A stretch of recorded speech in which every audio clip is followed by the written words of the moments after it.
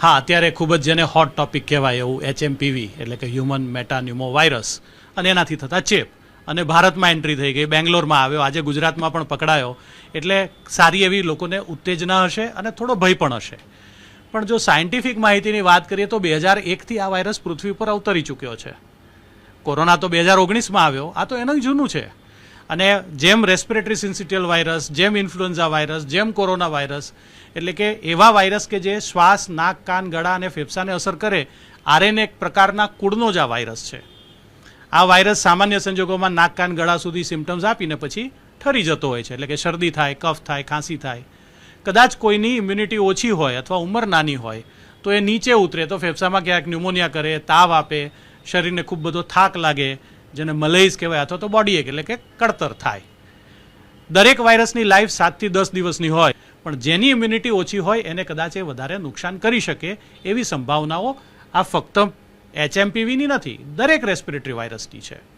આપણે તો આજે તો એવું જ લઈએ લાઇટર વેમાં કે આપણને કોરોનાનો રિફ્રેશર કોર્સ કરવા માટે ભગવાને આને પાછો મોકલ્યો છે. કારણ કે આપણે જે ડિસ્ટન્સિંગ કરતા હતા, આપણે હેન્ડ હાઇજીન રાખતા હતા, આપણે જે માસ્ક પહેરતા હતા, બધું ભૂલી ગયા. આપણી બધી મેમરીમાંથી એ બધું ડિલીટ થયું ને, એટલે ભગવાને એક મોકલ્યો કે સારું હવે તું આ જા. ચાઇનાથી આવ્યો છે ને ચાઇનામાંથી પૂરી માહિતી બહાર નથી આવતી એવી આપણી ગયા વખતનો અનુભવ છે. એટલે આપણને ભય લાગવો સ્વાભાવિક છે. ડરવાની જરૂર નથી. આનાથી કોઈ પણ એવી ગંભીર અફવાઓ ફેલાવવાની પણ જરૂર નથી. પરંતુ જો મને શરદી થઈ, જો મને કફ થયો, મને જો ખાંસી આવી, તો મારે મારું માસ્ક પહેરવું, હેન્ડવોશ કરવા, ડિસ્ટન્સિંગ રાખવું, એવી સાદી કાળજી આપણે સામાન્ય સંજોગોમાં પણ લેતા હોઈએ એ જ લેવાની છે. કોઈને ધારો કે નાના બાળકો છે કારણ કે એમની ઇમ્યુનિટી ડેવલપ નથી થઈ હોતી, અને મોટી ઉંમરના લોકો કે જેમને ડાયાબિટીસ છે, બ્લડ પ્રેશર છે, હૃદય નબળું છે, કિડની ખરાબ છે, લીવર ખરાબ છે, અથવા સ્ટીરોઇડ લેવા પડે છે, અથવા કીમોથેરાપી લીધી છે, અથવા કોઈ મોટી સર્જરી થઈ છે એમાંથી રિકવર થઈ રહ્યા છે, અથવા તો સગર્ભા બહેનો છે, અથવા તો જેમણે હજી હમણાં જ બાળ જન્મ આપ્યો છે એવી માતાઓ છે, તો એમની રોગ પ્રતિકારક શક્તિ ઓછી હોવાથી આ વાયરસને કદાચ થોડો છૂટો દોર મળે.